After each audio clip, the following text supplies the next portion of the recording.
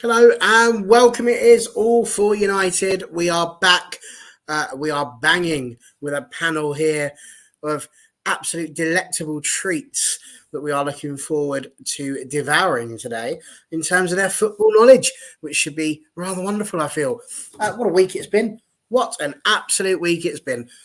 We had Thursday night, which probably the less said, the better. We had Sunday, which was all right in the end. We got there. And so that's really, I think, where I'd like to start. We're just going to dive straight in with it, I think. But yes, Stu, what was your thoughts on it? Because Thursday was, I mean, by all accounts, it was atrocious. There's no real decent word you can use for that. It was not good. But to then get into Sunday's game and bounce back the way we did, how did you see the last 4 or 5 days here at Manchester United? Good evening, everyone. It's been woeful at best, really, from our lacklustre appearance of that we played against Sevilla. I still cannot believe we had 11 players out there masquerading as Manchester United footballers, and then we had a almost deja vu on Sunday, really. The only saving grace was our makeshift centre-back pairing, which I thought were as good as it gets through, from the 11 that played on Sunday. Look, I said on a show last night, and I genuinely mean this, that all we've got through fair enough, albeit by penalty shootout. I think if I was a player, I'd have been trudging off, absolutely fuming, livid. I would have found it very, very difficult to shake the opponent's hand. I found it very, very difficult, if completely impossible, to celebrate a penalty shootout, because that's still failure in my eyes. And, that game of that magnitude can turn on a sixpence in a second. We weren't really competing with Brighton. We weren't really threatening Brighton. And when you play games of football like that, at a pitch the size of Wembley, which is a vast pitch, although we're used to it at Old Trafford, Wembley's still a vast pitch, as anyone who's been there, and Andrew was there at the weekend, will attest to. You have that fear inside you that anything can happen. A bobble in the penalty box, it comes off somebody's hip, 89 minutes, and you're not getting back into that game, because we were never getting back into that game if Brighton scored. Where Brighton were very good in patches where they ambush you. They play a type of ambush football. And the best way to describe it is you don't know at any given time who's coming, who's going to be around you. You get the ball, you think you've got time, and then suddenly Caicedo is by you, or McAllister is by you, or Lewis Dunk is pushing and shoving you, things of that nature. Danny Welbeck is as unpredictable as it gets, but he's still a very, very talented footballer, and it only takes a second and all saying to score a goal. And Welbeck, has that ability, whether people like him or not, they rate him or not, he has that ability to bring the ball down and score. He's very much like a Callum Wilson-esque type player.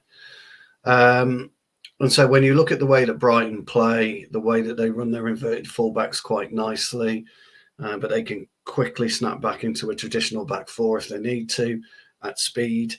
The way that the Caicedo McAllister pivot is run is superb, and they really epitomise what a double pivot's about. A lot of our fans say that we used to play double pivot with McTominay and Fred. We didn't, because those two idiots didn't know how to operate a double pivot. A double pivot works rather like a snake. It just seamlessly glides across, and then if McAllister's pushing up, Caicedo sits, and vice versa, and they understand at any given time where their partner is on the pitch, and it makes a very dangerous midfield duo. I thought Caicedo was supreme yesterday in parts. I thought he was excellent. His play was superb. His awareness was superb. His vision was superb. And the way that he kind of influenced Brighton's play was great. We had certain elements of our game which were good. I thought Wan-Bissaka had a very poor 20 minutes. Matomo frightened the life out of him, but then all of a sudden, Andrew and Johnny K have heard me say this a lot. You play yourself into a game, and Wan-Bissaka did that brilliantly. He got that one tackle as he chased Matomo across the pitch, got it beautifully, and he kind of then took over the Matomo situation, which was excellent. I thought Dalot was reasonable. Disappointed with Casemiro. He wasn't on his game. He lacked the influence that he has on our team. Eriksen didn't really run the tempo as well as he should, and at times, and I've never seen this before, but at times, if you noticed, both Casemiro and Eriksen were playing deep line roles, which, when you go back to the McFred issue, Bruno was always having problems with the ball. And I'm sure Andrew saw that, live, Bruno wasn't getting the ball. And when he did get it, his usage wasn't brilliant. So all in all, our front three, by the way, were pretty nondescript. I thought Anthony was okay in patches. I thought he put in a workmanlike performance, but absolutely zero threat. Rashford, until the last 10 minutes, had zero threat. Martial didn't play up against Dunk the way that he should have done. He should have been petrifying Lewis Dunk by playing on his shoulder. So the only real bright sparks, was this makeshift centre half pair, and I thought Lindelof was our player of the match by far. I thought Luke Shaw was solid, although even he lost his head a couple of times, and his when he had a chance to deliver the last five minutes twice. His trajectory was way off. So, Ten Hag's got issues. There's no two ways about it. And if you think that Ten Hag would have accepted that performance, he wouldn't have. And I'm hoping that, he's got into them again and said, look, irrespective of what happened on Sunday with Newcastle and Tottenham, Thursday night's going to be a very difficult game. We've got to start to see some kind of progression again. We've got to kick back into gear. I was on a show with Johnny K 4 weeks ago, Barry, and I said 4 weeks ago that this next group of games would be very, very difficult for us, and we would be we'd be on the wrong side of most things rather than the right side of most things. What we're doing at the moment is a bit of a mix. We've been on the wrong side and the right side, but the problem with being on the right side is we're scraping over the line. We're not actually running over the line at any kind of pace. So our next 4 games are going to be quite pivotal to where we finish in the league, which I know sounds a bit stupid, but it is. And then we've got time now. We're going to be playing Thursday night, so we've got time to rest players, try and get some players back into some kind of form and fitness, to when we try and hopefully stop City doing the treble on the 3rd of June. So, yes, we won. Am I elated? No, absolutely not. He's got problems at the minute, Mr. Ten Hag, and he's got to find a solution, and quick. Well, seems fair to me. Believe it or not, lads, we appear to have been invaded. Don't know if you've seen that in the comments section here, but we have a blue has come in to see what's going on. Simon Davis, thanks for popping on. And he's put, life's very funny. I said United could ruin City for the treble. Obviously, I'm a blue, and I'm not saying the league or Champions Leagues are given by any stretch of imagination, but it's surely on people's mind. Followed by, when was the last time we met in the FA Cup final? I've had a little Google of that. Never happened before. So what an absolute delight that's going to be. I can't wait. So we'll see how we get on and how fit people are. But good to see you here, and I'm sure we will chat a bit more about what lies ahead for United against City in the final. But Andrew, you've been watching the same things that we've been watching. Do you share Stu's frustrations? I mean, we went to Sevilla. We felt like we had a chance. Even at 2-2, we felt like there must have been a chance. And I found that game against Sevilla, for me, the bit that was most frustrating was that we've given them 5 goals, literally just given them 5 goals. There wasn't really any outstanding work by Sevilla. We didn't score any. And then, of course, Brighton, we didn't score any there. There was only one clear-cut match in the entire, one clear-cut shot, in the entire match. And that went to Brighton. we had the same number of shots as them. This is a side that we would not be expecting to be struggling against generally, although they are having a good season. So, what was your thoughts on Sevilla, Brighton, and how are you feeling after the adrenaline junkie moment that we just had? Just on Sevilla, it's just that game was just it was mistakes of our own making. Give credit to Seville, they took their chances, we gave them. So it's just, I'm trying to remember because it was on BT the game, which commentator said it like into the Liverpool away game where we lost 7-0. So it was just like, that's how bad we were, and I'm just like, yeah. But I say the damage was been done in the first leg at Old Trafford because we gave away those 2 goals. If Anthony had scored that 3rd goal, it would have put the tie to bed. But that last 10 or 15 minutes, injuries, and then deflections, and the one off Harry Maguire's head, he couldn't have. If that had been at the other end and he scored, you'd have said, well, a lucky goal, but we'd have taken it. But yes, disappointing to go out the Europa League, but say it frees up some of our Thursday nights now. I know we've got Tottenham this Thursday, and then I think Brighton the following week as well, midweek as well. So, but after that, we have got a few free weeks as well. In terms of the semi-final, it was very scrappy. Just didn't live up to the expectations that were beforehand. But both goalkeepers, had to make a number of saves as well, so which they did. But it was very stop-start as well. It's like, I felt like both teams didn't really, get their proper rhythm going, even though there was moments of excitement at either end. But, I feel like United at times, we had 2 or 3 minutes of spells, whereas we didn't have like 10 or 15 minutes of spells of, dominating. To be fair to Brighton, maybe that was slightly their game plan to slow things down. And, I remember seeing them passing it around the back and, waiting for the opportunity, to pass it forward for a player to become available. And I don't think we pressed as well.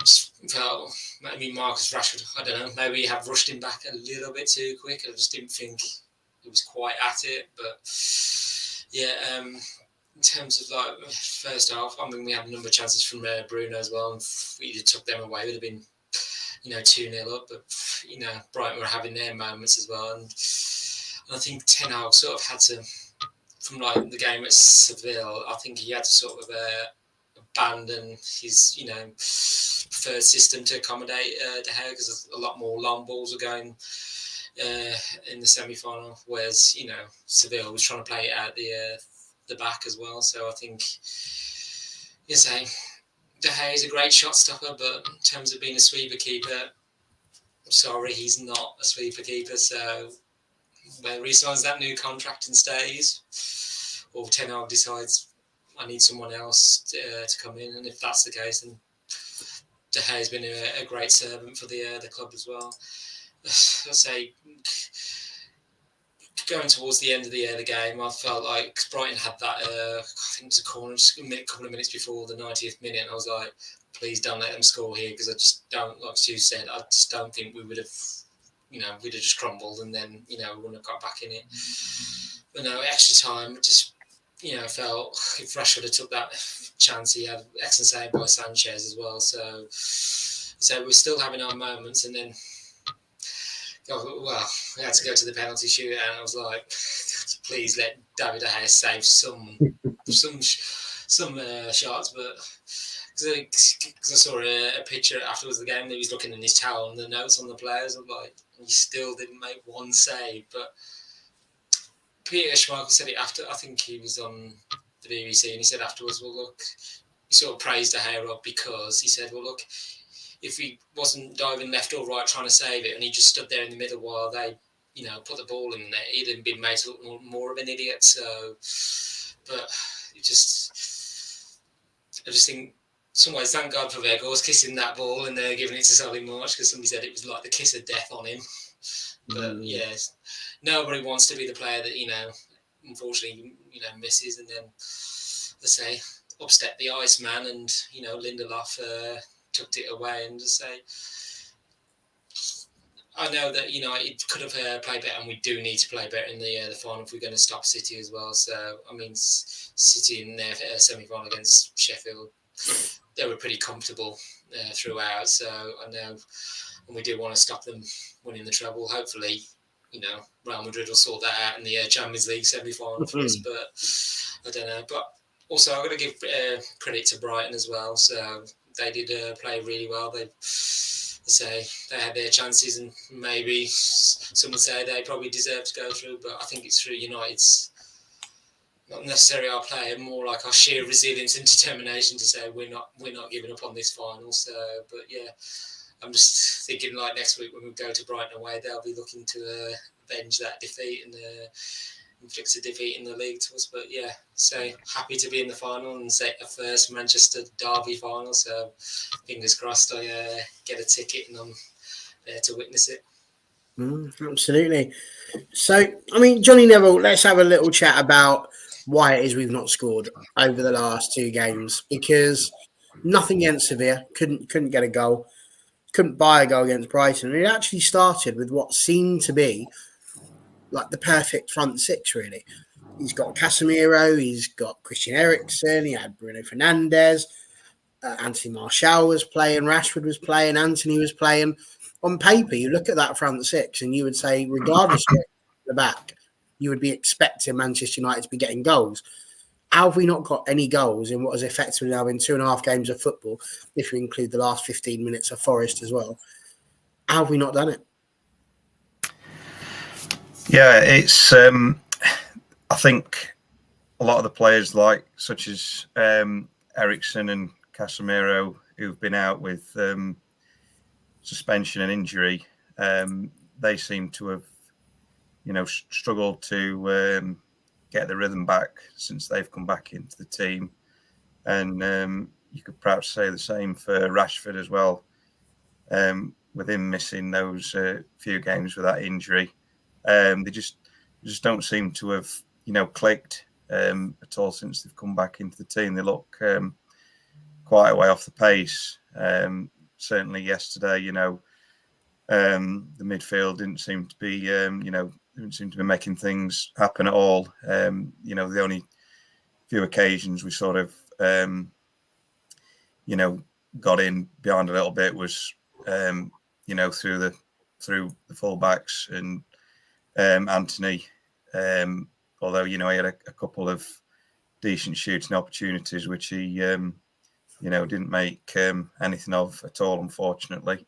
And then Rashford a little bit came into a little bit more towards the end in an extra time, when he was sort of getting in behind a little bit down the left-hand side. But certainly, these last couple of games just doesn't seem to be that, rhythm, fluidity in the midfield. Whether it's as well, not being able to, with Martinez and Varane being out as well, whether it's hampering us playing out from the back a bit more as well.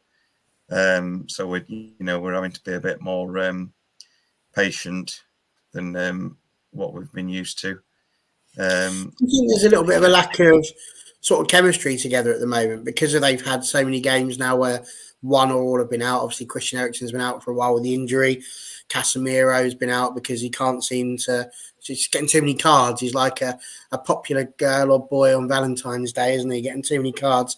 And of course, you've got Bruno Fernandes as well, who, as much as he will lead the line, he's not necessarily been playing with him. Would you put any of that down to a lack of chemistry, or do you think it is just whether it's a result of all the changes we've been having to make with these injuries and suspensions we've had the last month or two. I suppose that could be something to do with it. But like I say, we as regards like the front 6 yesterday, that would have been the what you'd have ideally wanted, but it was just wasn't happening. No, you're absolutely right. It was not happening, which is quite frustrating. But I mean, having said that, John, other John, obviously, Commode, we have in the last 8 prior to this penalty shootouts, we'd won 1 of them. We'd lost 7 out of the last 8 penalty shootouts. That's now the case that we've lost 7 out of the last 9, so it's getting slightly better. But do you share Stu's disappointment that it went to a penalty shootout? Do you see that as a failure, or are you just pleased that we are in the final and that we've got a chance to be the ones to stop City? Because let's be honest, if there's one thing Man United have been really good at, is stopping runs. We all go thinking back to Arsenal, 49 games unbeaten. They're thinking they're going to make it 50. Oh no, my friend. Oh no. It's Man United that stopped them from that. So what's your thoughts on what Stu said, basically? Do you see it as a failure or not? Well, it's not failing in regards to we did get to the final ultimately. So I was personally fearing the worst after Thursday. I know we've had some bad losses, but I felt that was the worst one alone. I was thinking, I don't think we have a chance against Brighton. I thought Brighton would beat us yesterday. And, and ultimately it was a worry that we didn't create that many chances. I don't think either team did enough to win. Obviously, there were a couple of chances. Both teams had both keepers made some good saves and that, but there wasn't really any clear-cut chance where you're like, oh, they should have scored there kind of thing. It was quite a boring game, really. I think both managers were trying to avoid losing more than go for the win almost. I think it was kind of like that type of game, really, and try and nick it if possible. So for me, we didn't really go, we didn't really look to get a goal and that. And, you mentioned about not scoring in 2 games. We have been lacking clinicalism constantly, and it goes back to that Sevilla first game. I felt that's where we lost the tie, that home game, because there's been so many games where we won 2 or 3-0, but we ought to put 5 in and that. And for me, it's and that Sevilla game was the game that came back to bite us. And also, if we had won 4-5-0 in the first leg, we would have gone through. But for me, it is an issue. But, fairness to the team, they did bounce back. It took 120 minutes of football. I thought we defended very well. Lindelof, Wan-Bissaka, they all did well. And, Brighton, we know they're a threat, but they perhaps didn't play as well as they could have done as well. As for the penalties, I was fearing the worst. We don't seem to win penalties. Shootouts, obviously, the last one with Rochdale. That's a weird thing, isn't it? That Sanchez was the Rochdale goalkeeper when we last won a shootout, which I find to be quite interesting and that. But I was thinking about this, that when it comes to the shootouts, that if you take the Villarreal game, the Middlesbrough FA Cup game, and this game today, we've actually scored 24 of our last 26 penalties in shootouts. Somebody's been in his history books. Yeah, I know. I was just calculating because unfortunately our keeper hasn't made a save. De Gea against Villarreal, Henderson in Middlesbrough, and again De Gea didn't make a save yesterday. But ironically, De Gea's saved the one De Gea, the keeper saved for Villarreal. That's the only penalty where the keepers saved one of our penalties as well. So actually, it looks at clinicalism. 25-26 is not that bad. The problem is we haven't had a goalkeeper saving it, and that was the big issue. So for me, and all the penalties were very good as well. It's not, Smith was probably the one where we were a bit lucky, but all of them were very good penalties. And also, point out Sancho and Rashford as well. The last time they took a penalty there was obviously Euros. So to come back, and I thought those were brilliant penalties for them. So fair play to the team. And you have to remember Bruno, our main penalty taker, wasn't on the pitch, to take. And so I thought they were all very good penalties and that. And, fair play to the team. It's a Manchester derby final. And over the last few years, we've not been good enough to compete. Last couple of years, we've been ones in cities when the sides stopped Liverpool, which is horrible now. But now I feel like we're in a position now where if City might well win the treble, but it's kind of like, well, you're going to have to beat us to do it. It's kind of like that element that for United, we got to take ownership. We got to make sure we're the only team to ever won the treble. So for me, I'm glad it's happening. Like you say, it's been a long time. Well, we've never played City in a final, and much like 2011 was a big semi-final because it was almost our success period coming to an end and theirs beginning. Hopefully, it'll be the reverse in a few weeks' time. Hopefully, with a bit of luck, because I think if we were to beat City in the final, the confidence I'll give the team going forwards. I hope it happens. I'd say if City have won the league and they've got to the European Cup final, I'm not really looking forward to that particular situation when it comes to us having to play them in the home. You've got to get past Madrid first. I mean, everybody's banging on about this. You've got to beat Madrid first, then we'll talk about it. That's what they've got to do. They were giving it the big one. They're giving it the big one last year, weren't they? And Benzema came up and flicked up TVs to him. And he'll do this. They're playing quite well, Madrid are at the minute. It won't be. Why hope they do? I hope they do, because, what I'm hoping that would be. But anyway, what I wanted to get to was the back five, because Brian's put here, we are going to talk about the penalties, but Brian's put here, he hopes United don't sell Wan-Bissaka. He's been amazing since the World Cup. And I just wanted to talk to you a little bit about the defence, actually, because it was interesting to note that Brandon Williams was on the bench for United at the weekend. And I just think it's quite a big thing.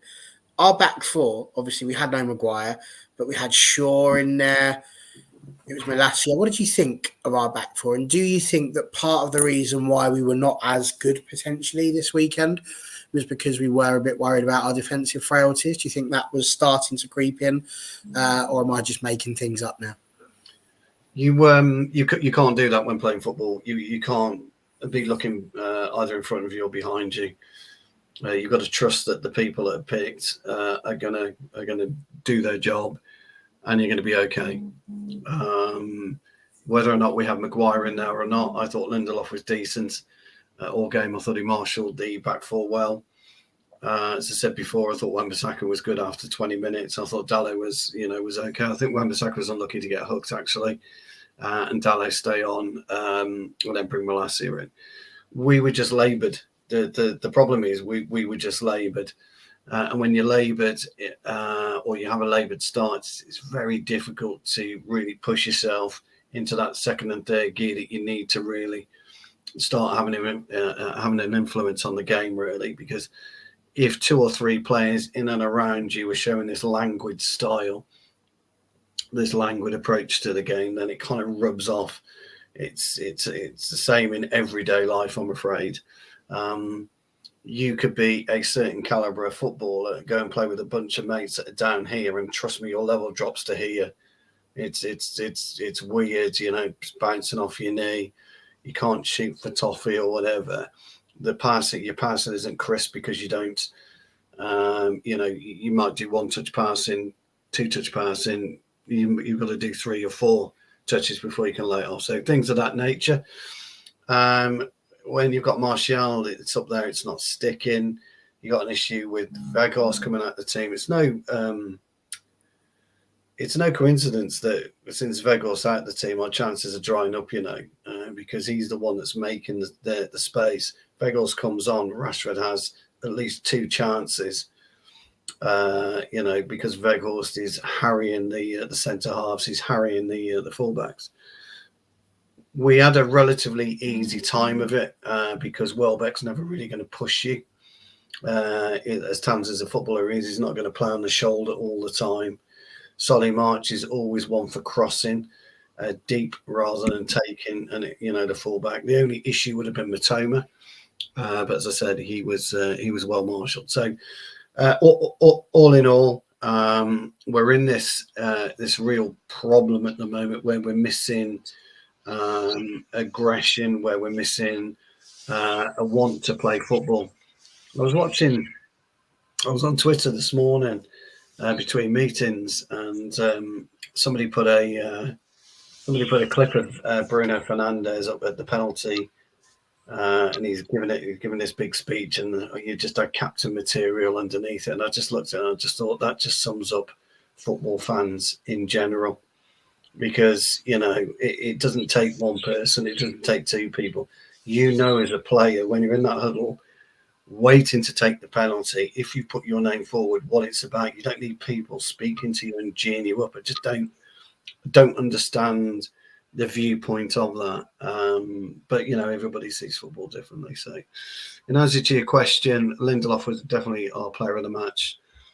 Will it be that team on Thursday? I would say yes. I don't think Harry gets in. I think Lindelof and Shaw stars, and it'll be Dallo and Wan-Bissaka. I pretty much would suggest it will be the same outfield players, but I would bring in Weghorst over Martial. He's just not Martial. Just isn't doing it for us at all. So that's what I think. I think it'll be the same four. Very interesting. I find very interesting point you make about Weghorst there. Andrew will know my thoughts currently on Mr. Weghorst, but it's an interesting point you make. He's come out of the lineup and the goals have dried up. So who knows? Maybe the Wolsters got it right. Andrew, I want to talk to you about the penalties. I was tweeting off of my own account on the penalty shootout. It was the second penalty shootout I'd watched that day. We've decided I've got a heart that's like Hercules. We need to be able to handle both of those penalty shootouts, which were somewhat dramatic. They were brilliant penalties, which was what I noticed. First of all, I thought the placement of the penalties, the way in which they were taken were pretty good. But I did also notice there were a few that were a reasonable height that if the goalkeeper had dived the correct way, they had a reasonable opportunity of getting. Now, I'm not one of those who bashes David De Gea and has a go at him too much, but I'm pretty certain I counted him go the same way 4 times on the trot. And I get that in your mind, you're thinking, oh, well, I've done this twice now. They've gone right twice. So actually, if I carry on again, they might go this way. Oh, maybe this time's the one. And it is a mind game, a penalty shootout. It really is thinking about where the goalie's been. And that's effectively what you're doing. I think 50 to 60% of the penalty shootout is actually in the mind. And it's winning that battle over the goalkeeper. But I'm intrigued to see what you think. I think I know where John Commode's going to go with this one. So we'll probably bring him next on this one. But I'm just intrigued as to what your thoughts were on the penalty shootout itself, the quality of the penalties, and do you think that David De Gea could do better? Because I've got to be honest, as much as I've got no problems with him being in goal during the 90 minutes, when it's a penalty shootout, I don't really bet on David De Gea saving a penalty. Yeah, with the penalty shootout, I've got to say, besides the miss that Brian did, every penalty was well taken. I mean, like the first 10 penalties, to take it into, sudden death was like nobody was giving it an inch. And I mean, it's like a few times I remember seeing Sancho walk up, and I was thinking like with the Euros and everything, I was like, please don't, miss. And luckily he took it away. And but on De Gea, like you say, I counted about a number of times where Brighton went to his left and he dived to the right, and I was like, surely in one of these you're going to go the right way. And I'm like, and you've got your notes in front of you in your towel. I'm like, well, surely these notes are telling you something. So why? I just don't get why. I'm trying to remember the last time De Gea actually saved a penalty. I can't recall. But the only time Watford away game, wasn't it? Was that the last? The 4-1 under Solskjaer, didn't he save 2? I don't remember that. That's how good that day panned out for me, because I was there. But that was in normal time, wasn't it? That was in normal time. And that's what I mean. In a penalty shootout, I don't really recall him doing it. And the only other time I really remember is the FA Cup semi-final against Everton. But you saved that in normal time against Lukaku. So and Mark Noble as well. Can I just say something though? It's worth pointing this out. As a player, if you miss a spot kick and the goalkeeper saves it, the goalkeeper hasn't saved it, you've missed it. Yeah. But players don't give a fuck about the goalkeeper. Not interested in them.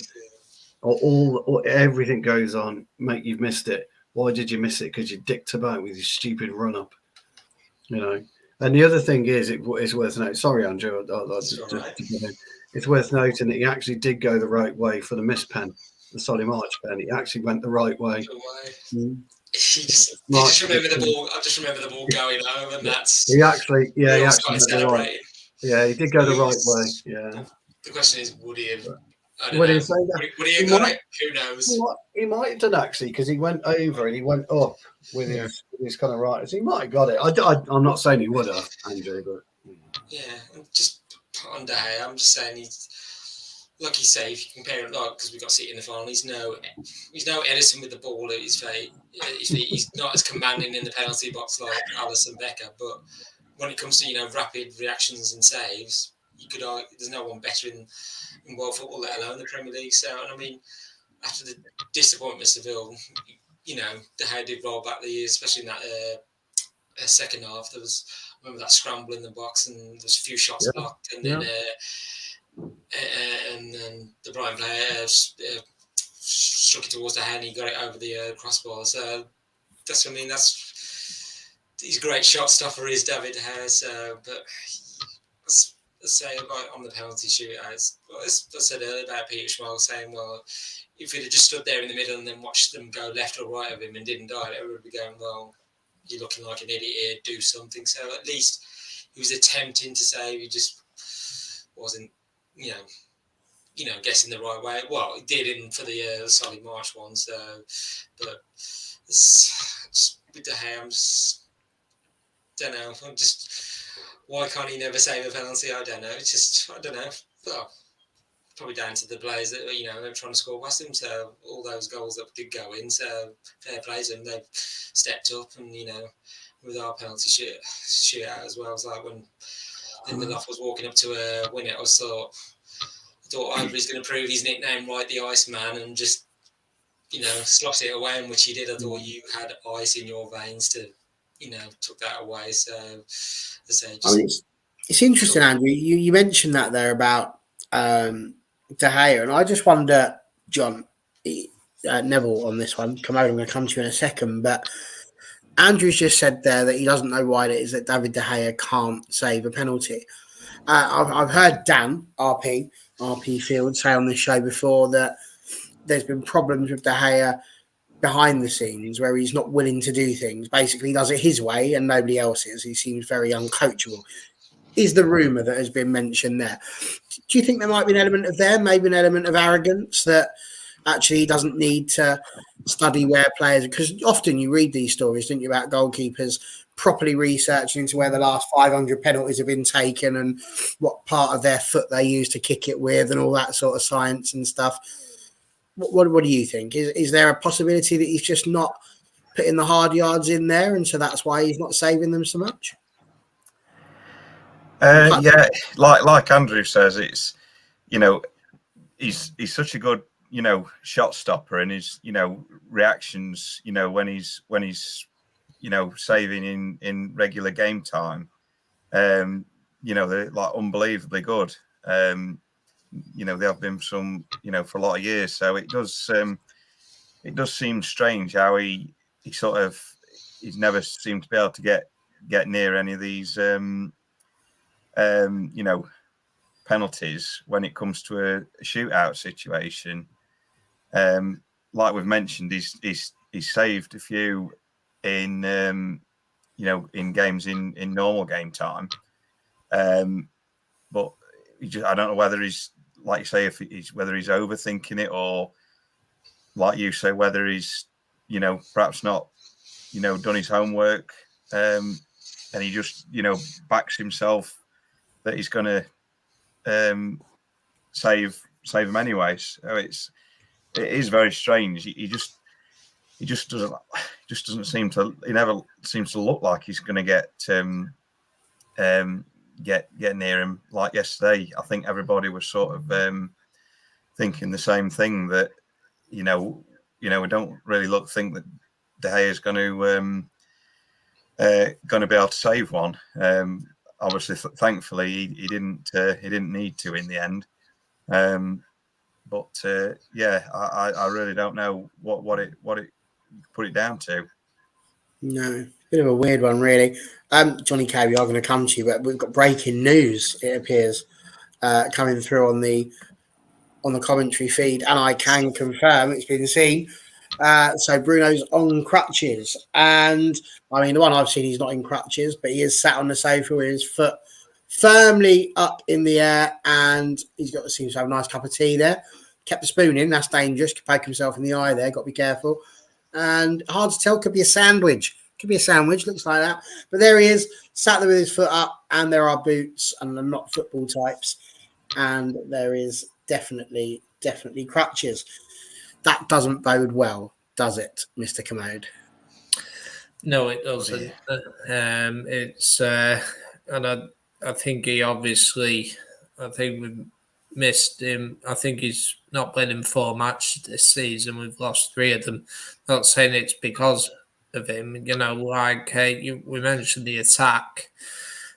He was obviously missing against me. Now, I mean, we'll have still lost that game, but we might have lost some of that attacking impetus. And certainly in the first half, he did look lively in the first half when you thought maybe he might something that. So for me, that's a big blow. You know, it's like, you know, like we missed Casemiro, and I think Bruno will be just as big a miss if that's true. Hopefully, it's, you know, I mean, we'll have to see. He'll probably be very swollen, so I wouldn't have thought they'd been able to do scans yet. So obviously, we'll have to see what the outcome is. It was a tough tackle that, you know. So when it's a shame, and you know, he is a player that rarely gets injured, and that's the irony of it all. And yeah, it's a big blow.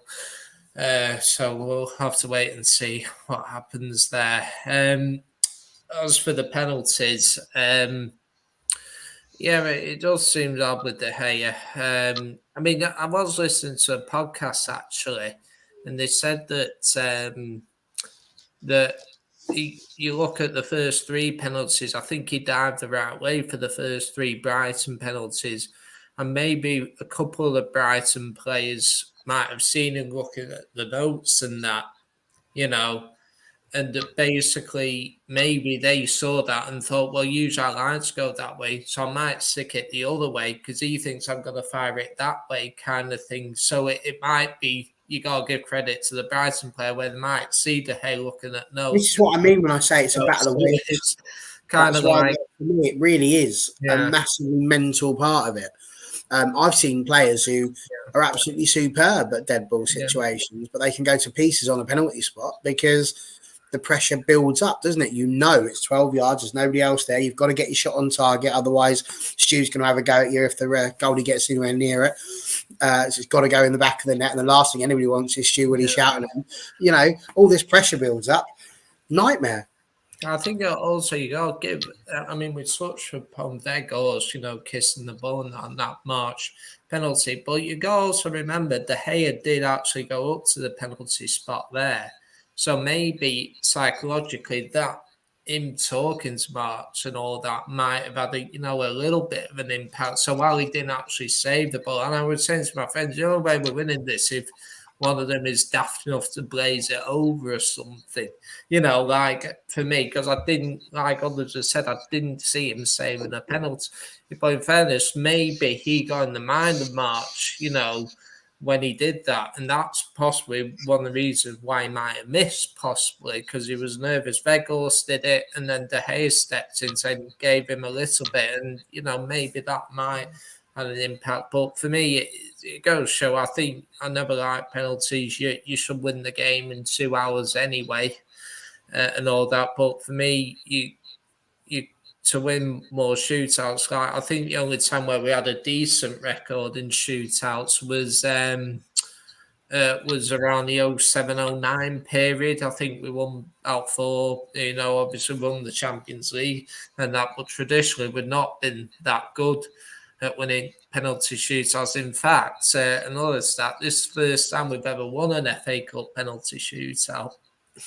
It's also the first time, I believe, at Wembley that it went past the statutory 5 penalties. It went into 7.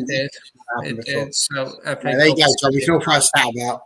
Yeah, no, but it's interesting. But yeah, I think it is an issue that, I mean, like I say, he did save a couple of penalties last season, Mark Noble, and a couple in that infamous game at Watford. But aside from that, his penalty record is, I mean, maybe in his early years at United was decent, but now it's kind of like you got to be better.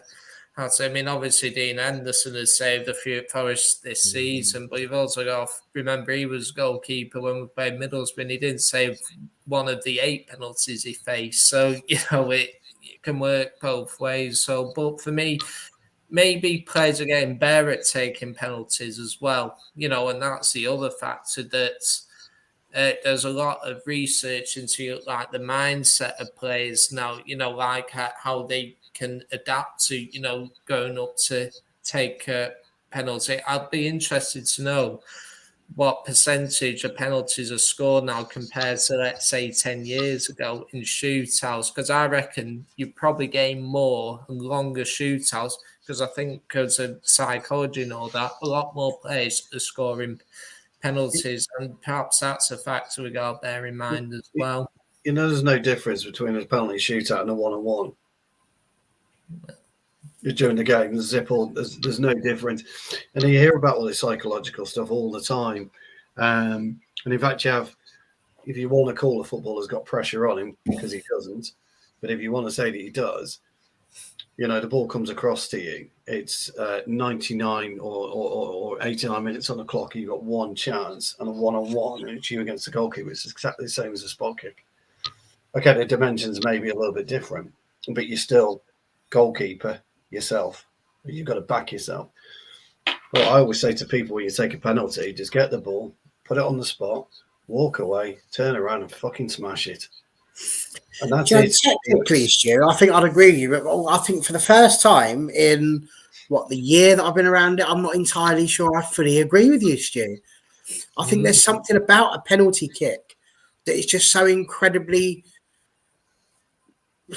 high pressure. And I get what you're saying about the 1-on-1, absolutely. But that whole bit of having to put the ball down, the manager, the goalkeeper being able to play his mind games with you, having that bit of time, they ordinarily wouldn't get the chance, to get involved in a bit of, I'm going to do it. I've not done it on this channel before. Get involved in a bit of shithousery. They're going to do that sort of stuff. It doesn't normally happen in a 1-on-1. So I get what you're saying. Technically, it's the same sort of thing. But heightened. I do understand that, and people are whistling you, blah blah blah blah blah. But honestly, when you come to it, you just put the ball down. You have to pay no attention to everything that's going around you. The thing about Solly March and the Vegos thing, I do like it. It's a bit of shit actually. If I was Solly March, I'd have kissed Vegos on the cheek and said, "Cheers, pal," and then put the ball down. Give it back. And then Vegos is like, "Oh bollocks," what the fuck's all this about? People say, "Oh, we'll scuff up the penalty spot." Hold on, put it to the side and say, "Hold on, ref, I can't put it in there because there's a dip now, so I'm just going to put it to the side." You have to take control of the situation. You turn around and then you just go back at it, and then whatever you do though with a spot kick, wherever you decide you're going to put it, that's where you put it. Never change your mind, and that is true. And I will go with that. Now, here's the thing. I'm giving it the big one here, but I hate taking penalties. But and that's why I just put it down, turn away, walk my yards that I want to walk, and I turn around and I just fucking hammer it. I really do. And one of the things that you'll never see a goalkeeper do, you'll never see a goalkeeper stay still. He'll dive, whatever. He'll just dive. And if you pick your spot and you get it right, goalkeepers aren't saving them. They just aren't. So I think a 1-on-1, I think a 1-on-1 is harder than a spot kick. Yeah. That's just my own personal opinion. I think you're right. Technically, I think you're right.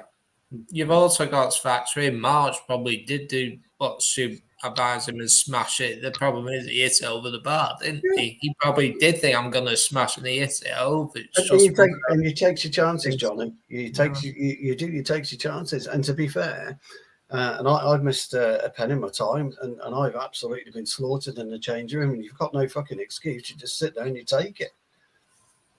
That's it. You move on to the next game. So, but the thing about it for me is, again, and I'm with Johnny on this, a game should never get to pens.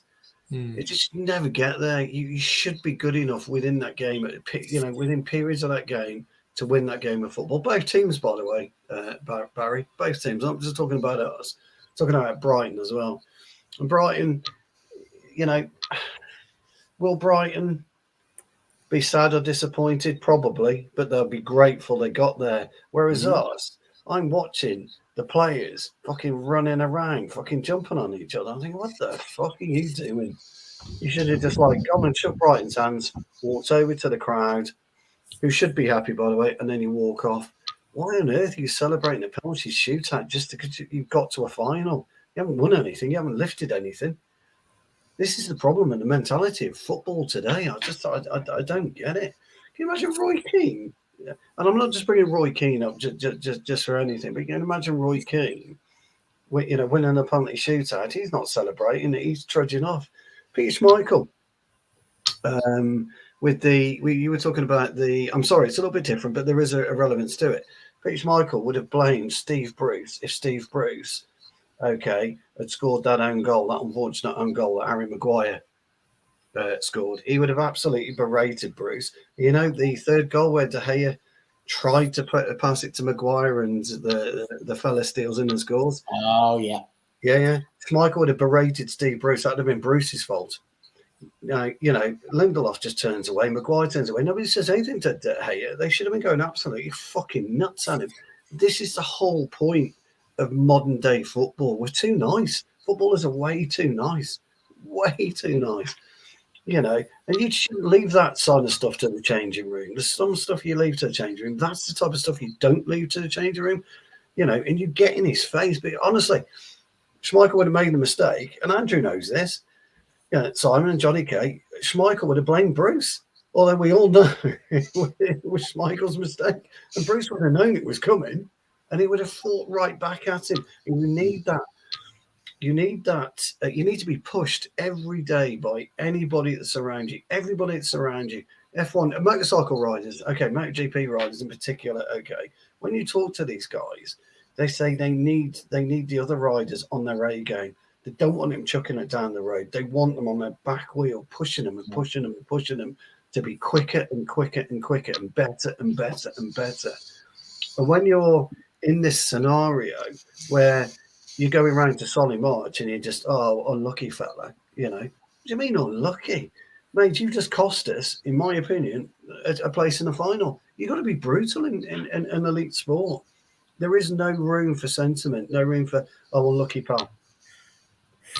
Well, there you go. There isn't, because you don't win anything. You don't win anything. City don't do that, do they? City, Kevin De Bruyne, people say the best midfielder. I don't think he is. But he wasn't performing, so Guardiola takes him out of the team. You're out, mate. You dropped 5 games. He didn't start, did he? 6 games, something like that. John? 6 games, Johnny K? De Bruyne, how long was he dropped for?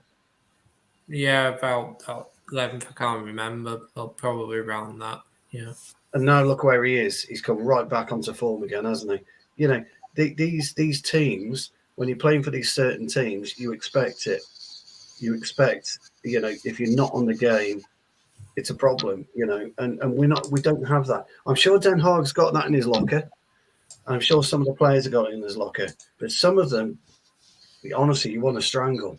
You just do, because anyway, I'm on a rant. I'm gonna shut up. It's a good point, and Jarvis pointed out times have changed, and they have, especially on the pitch. There's cameras, microphones, lip readers everywhere. Footballers need to be on their best behaviour, and they do. They absolutely do. They do, but Sky TV, right, and BT Sport and ESPN and Amazon and all this, if they want to put mic up referees, they want to mic up, pitches better until you can hear it. Stop apologising if a player tells someone to do one, because that's what happens in reality. That's what happens on the pitch. That's what happens if and I use it myself. I use profanities on the pitch all the time, because it's your way of concentrating, and it keeps you sharp and it keeps you focused, being this way. And people always point out to rugby. Well, rugby players, I don't know if you play rugby, Barry, or you teach rugby, or you get involved in rugby. I'm short enough and I'm bulky enough. I wasn't I'm nowhere near technical enough. Yeah, no. But my point being, rugby players get their aggression out by absolutely being allowed to hammer somebody. to take somebody out. Footballers can't, so it's done differently. So, if you've been smashed around for 40 minutes and the ref's telling you off, you go, yes sir, because you're in agony, you're in pain, and football doesn't have that. So I take Jarvis's point; he's right, but it's wrong at the same time. Not his point. The situation with the cameras. It's good, but it's not right. Correct. It's not right. Oh, hello, Bruce. Jarvis is right. I'm old school though. Don't forget, I'm old school. I can't get out this old school mentality to come up to the newfangled way that the football is at the moment. It doesn't sit with me. No, I mean, this is it. As you said, people are different. People approach games differently and do things differently. Not everybody was Roy Keane, for example. You get different players and different personalities, and you need that mix. I completely agree. But also, like you say, sometimes some of the old ways are the best, and maybe that mentality is something that has been missing. Let's be clear. Alex Ferguson wasn't exactly the nicest bloke when it comes to making decisions and doing all those sorts of things, but he was equally as ruthless when he needed to be and didn't muck about. So fair play to them. I just kind of wanted to finish this section off now just by having a little look forward, because obviously we are playing again on Thursday, not in the Europa League, because that ship has sailed. Instead, we will be playing Spurs, a team who we are now, it feels like, miles ahead of in this race for the top four. Just briefly, where are we standing on this? Do we feel like top four is assured now? Do we feel like that's it and we're all good and that we're just trying to battle Newcastle for third? Or do we feel like actually there is a bit of a worry? I know Stu mentioned it earlier on that these next few games are going to be quite important.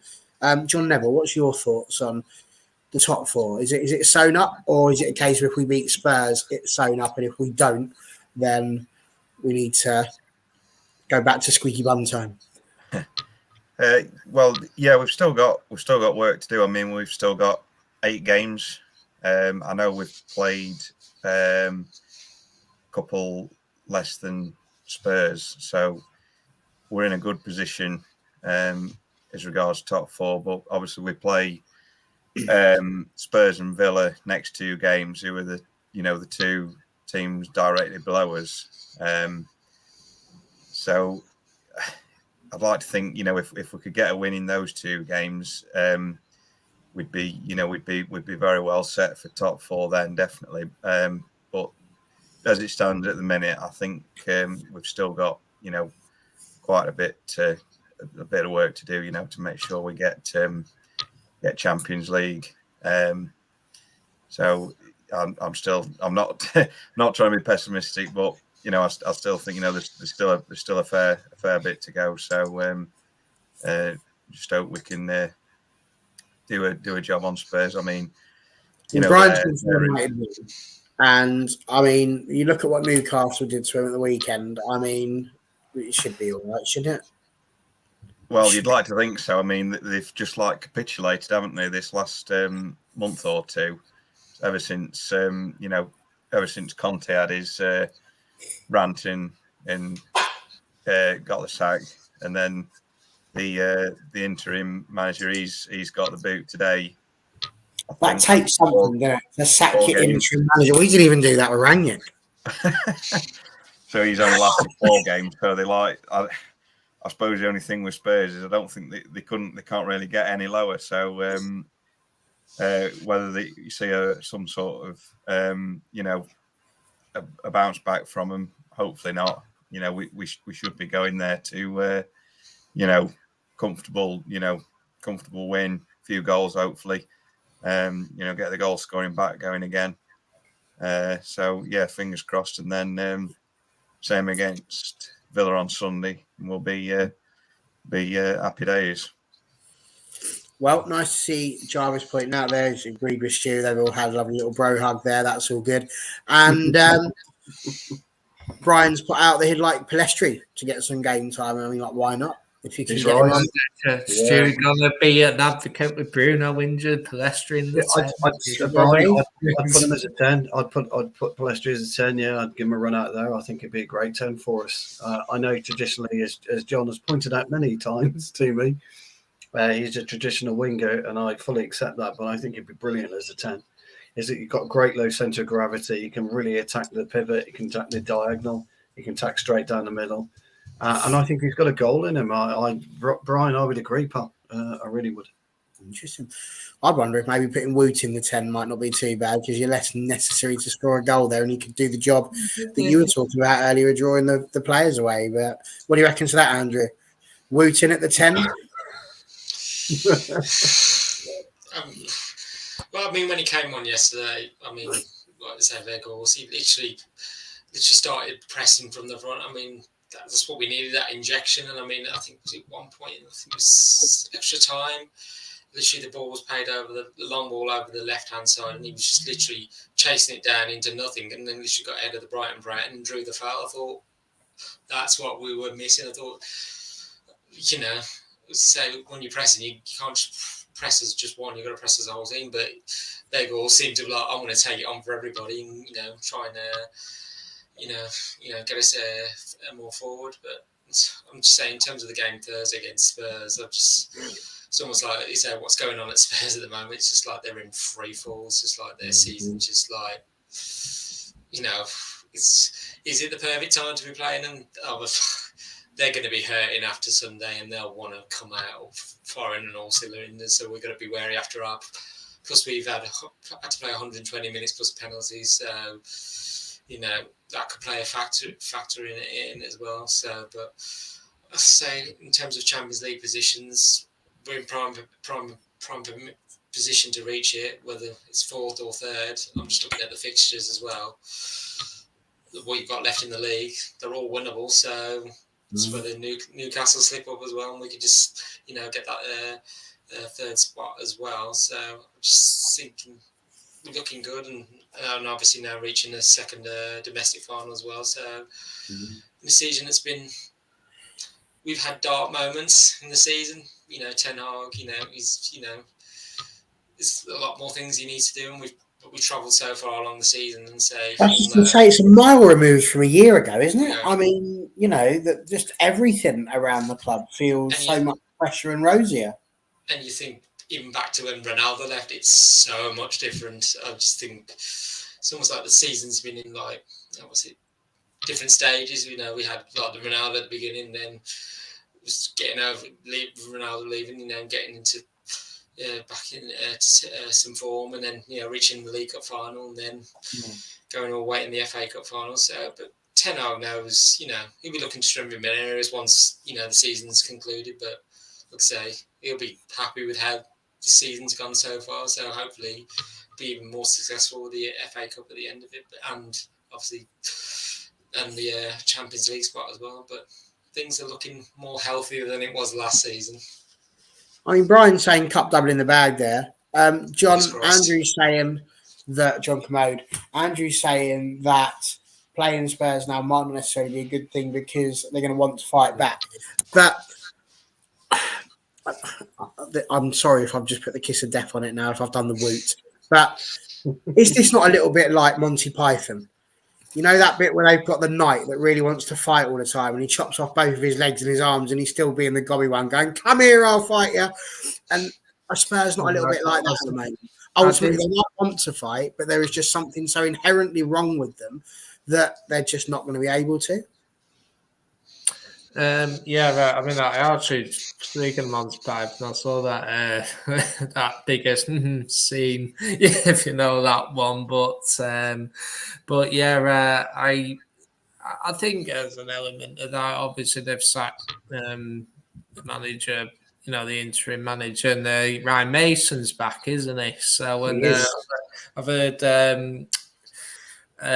even Harry Redknapp would take the Tottenham job until the end of the season, that kind of thing. Good old Harry. But no, I think they got to have a response, don't they, Tottenham, after that? Not saying no Beatles or anything, but you got to beware of the wounded animal, haven't you? So, I know Tottenham said, Mickey, they do bottle it, but we also know that they're capable of producing, a performance. They did beat City there a couple of months ago, didn't they? 1-0. So it's like it's not the easiest place to get results. But that being said, Bruno, It's looking like he'll be missing from the game. It'll be difficult. Maybe there is something that, maybe while he's getting the goals, but maybe as a team we're getting more goals when he does play. Is he a factor in that? Quite possibly. And I just think that with Bruno out, it does leave that position in the 10 available. Palestri is an interesting one. You might put Begor, say you might even try Martial as someone, and see how that works. Yeah. So for me, he's got to be able to rotate. I think we're still playing the next 2 or 3 Thursdays, I think. So it's not like we're completely, it's only like over the next few weeks that I think it's about 3 weeks where we start to get a couple of 3 weeks done. Obviously, we'll have the cup final. We'll have a week off. Now, that could make a difference as well now, because if we had got to Europa League final, we might have been tied for the final possibly. So for me, it'll be interesting to see what happens there. I do think I would expect us to get a result. I do think if we do get a result, I mean, Tottenham have got us on Thursday. I think they got Liverpool, Anfield. So that'll be, top 4 could be sealed up. I personally don't think we'll drop out of the top 4. I can't really see Tottenham or Liverpool catching us with the points difference. But for me, the advantage is it's all league games now, isn't it? It's all league games up until the final now. So we can just focus purely on getting the league, and hopefully, within the next 2 or 3 games, hopefully the top 4 will hopefully be wrapped up in that. But we must, if we go to Tottenham win, I think it's signed, sealed, delivered. We'll get top 4. I still think we get it, even if we draw or even if we lose. I think we'll get it. But for me, focus on the league, and I think we will probably win it, maybe 2-1 or something. Thank you there, Stevie Wonder. So, what would be your score prediction? Mine 2-1. Stu, 2-1 to United. Yeah, I actually share what the lads' feelings are. Well, I think you're going to see a different Spurs on Thursday. You're not going to see a Spurs that are going to attack us. You're going to see a Spurs team that are going to be set up not to lose. Because Ryan Mason will want to steady that ship, whatever that ship is. He'll want to steady it, and he'll want to make sure that whatever's going on in that club is eradicated as quickly as possible, ready for the start, the end of the season. We're not scoring for a start, so I'd like, unless Rashford's got to pull his finger out again, I'm sorry to say, I would take Martial out of the equation. I'd put in Weghorst, and I would give Palestri a go at the 10. If not Palestri, then I'd run Sancho at the 10. And have Anthony in there, or maybe Eriksen as a 10 and put Sabitzer in with, which is probably what he'll do, and put Sabitzer in with Casemiro. But as good as we were Sunday with that back 4, if you've got Son running at you, he's a far better talent than Matoma. I think it's a 1-1. So it's either a 0-0 or 1-1 draw. That's well matter of Eriksen coming back, isn't it? Yeah, exactly. I mean, Eriksen could quite easily pop, playing the 10 and so it's a bit. But I think we need to put Weghorst in instead of Martial. But we need Rashford to wake up. So I'm going for a score. I'm going for a draw, a score draw, 1-1. Okay. Stu's definitely Weghorst win as opposed to Weghorst out. Andrew Vall, what would you be? That's poor. What's your score? I'm going to go 3-1 to us. And I think Weghorst will score as well. I think he'll come back and decide for Martial. Like in the semi-final, I was like with Martial, I thought, I want a bit more from you. And I'm just like, you need to start scoring as well. Which sometimes Martial, he keeps coming a bit. Well, Weghorst does it as well. He comes deep as well to get the ball. It seems like Weghorst is doing a bit more with it than Martial is. I'm just like, Martial, So he comes out, but then I'm like trotting back into the box. I'm like, come on, we need a main striker in the box. Yeah. That's the role he really wants or desires, being the main striker. Well, if you want, just stay in the middle of the box, and when it comes to you, just put the ball away. But yeah, their goals to score. I think, well, if Bruno's definitely out, I think he might just put Eriksen in the number 10 role, and it would just not be nice to see him score against Spurs, see how they all react if he scores. And also, if that was the case, I think they'll put Casemiro and Fred together, or Casemiro and Sabitz. See, Fred was, he was good when he came on. I mean, Caicedo, he was literally every time the ball went to him, Fred was like, "I'm on you. I'm not going to let you get anywhere near." So I noticed that, John. Sorry, Andrew. I noticed that change because I described Caicedo as a ghost.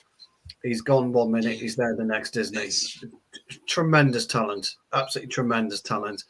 And we decided not to pursue him for whatever reason. I mean, yeah, somebody talked to me about that one. But anyway, he was just terrific. Him and McAllister played that pivot to perfection. They were absolutely phenomenal. McAllister was. I mean, we're linked with that McAllister, and you can see why.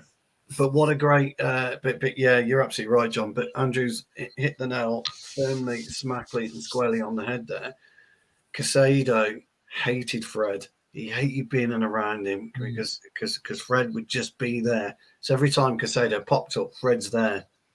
And that's what Caicedo was doing to Casemiro. That's what he was doing to Eriksen. That's what he was doing to Bruno. And Fred gave him the taste of that medicine. He didn't like it. He didn't like it. But can Fred do that?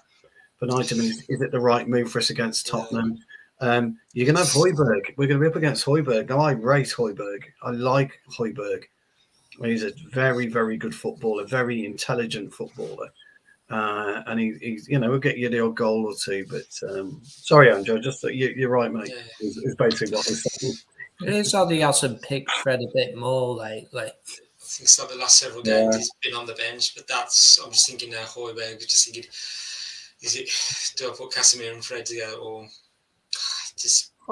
I think I'd kind of like this Spurs game to go a bit like the old WWE, WWF days. When they used to have these little Monday Night Wars against WCW. I'd quite like Harry Kane to go out, score an own goal for Spurs, and then just rip the shirt open as a Man United shirt underneath. Do you see his goal? I mean, he took his goal tremendously well, didn't he, at the weekend? And that's the thing, you see. People can write Spurs off all the time, but you've got a goal scorer there, a genuine goal scorer. I say a lot, don't I? One chance in a game, and you have to take that chance. Harry Kane's going to take it 9 out of 10 times, and it could well be one chance on Thursday. And Harry Kane. Well, that's how they beat City. It's exactly right. It's exactly right, John. Mr. Neville, did you do your score prediction? No, I'm going for 2-0 United. I think 2-0 United. Got the faith. Rashford might. Hopefully, I think Rashford will be get back in the goal scoring. I think he might get one in one of the midfielders, maybe Casemiro or Eriksen. Okay. Apex get involved there. And Brian has been great. He's given us 3 great questions, which I'm going to ask you. So it requires literally just the answer of either yes or no, or the either or. The first thing he says is Daniel Levy is the problem with Spurs. I agree with that. Yes. And the Glazers, as we well know, are the problem with Man United. So the question is simple. You've got to pick a chairperson, either Daniel Levy or the Glazers. Which one would you choose? Stu Willie? None. None? Yeah. Oh, that's ruining the game. That wasn't an option. I'm sorry. Daniel Levy then. He'd pick Levy over Glazers. Yeah. Andrew? Daniel Levy. Johnny K? Levy. Johnny N? Yeah, Levy. They really are hated. There you go. Do you think Maguire will be back in the team? Yes or no? Stu? No. Andrew? No. Johnny K? Yes. Ooh. Johnny N? No. Will he play in place of who? Who's he going to replace? He's going to replace Shaw to left back, isn't he? Yeah. That's what you think. Yeah, And I think we all know the answer to this question, but would you take Kane for United, Stu? What's the hesitation there? Yeah, I'm torn on this one because I don't know it's a yes or no question, but I'm going to say no purely for budgetary reasons. Okay. Interesting. I mean, we are strapped for cash. I'll give you It's that. a huge chunk of money to spend on but as a player, phenomenal. Yes, if he was cheap, if we could get him for 20 mil, yeah, all day long. So interesting. Andrew Wall? I'm going to say yes. Well, we need an out-and-out striker, and as Stu said, one chance, he takes it. So that's what we sort of need. 20K? I'm going to give 3 answers. Yes, yes, yes. Oh, yes. He's got all Daniel Bryan on it. And John Neville. Yes, I would definitely. Yeah, I could see it being a bit like like when we got Van Persie from Arsenal. I could see him being like a top scorer following season sort of thing, and we picked him up winning us the league. What did we get Van Persie for? 30 mil. It was only about 20 something million, was it? Yeah. I think that's the thing. Daniel Levy would stretch every single last penny out of it, wouldn't he? Harry Kane is a 20 to 25 goals. He'll probably score 30 goals in our team. In this team, he'll probably score 30 goals. No two ways about it. Yeah. But I think we've got other areas we need to strengthen, and I think 100 mil, which is what Daniel Levy is going to try and push us for. Yeah. It's a lot of money, but you've got to weigh it up. Are those 30 goals going to be worth 100 million in the end? I agree. I'd love to have him. I really would. So, and the last thing Jarvis has put, Casino and McAllister was good. Even if we did our best to cut them off and force Brighton to use the centre back to break the lines, I believe Ten Hag made a conscious decision on that. I think you're probably right. And that, boys and girls, I think is where we're going to end it, because it is a weekend of joy, whichever way we like to look at it. Man United are going to Wembley again. I mean, that's another question altogether as to whether or not we should be having bleeding semi-finals at Wembley. But we will maybe come back to that another time. For now, we can just be incredibly proud of the fact that both the men and the women both managed to dispatch Brighton and make it to their respective FA Cup finals. So United back where they belong at Wembley. Now we just need to be, I don't know, top of the table. Maybe next year, eh? Cheers, guys. Thank you, everybody who's been on the panel. Thank you for being in the comments, and we'll see you next time.